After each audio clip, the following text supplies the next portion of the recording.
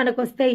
ఏంటంటే అసలు ఇది జరుగుతుందా జరగదా, లేదా ఇది దేవుని సంకల్పమా కాదా, దేవుని చిత్తమా కాదా, దేవుని చిత్తమా కాదా తెలుసుకోవడానికి ఒకటే ఒక మార్గం ఉంది. ఈజియెస్ట్ మార్గం ఏంది అంటే నీ యొక్క ఆ కోరికని వాక్యము ద్వారా మ్యాచ్ చేసుకొని చూసుకోవడమే. దేవునికి మహిమ కలుగును గాక. నీ యొక్క హృదయ వాంఛ దేవుని వాక్యానుసారంగా ఉందా, దేవుని చిత్తానుసారంగా ఉందా, అది 100% షూర్లీ అది నిశ్చయంగా నెరవేర్చబడుతుంది.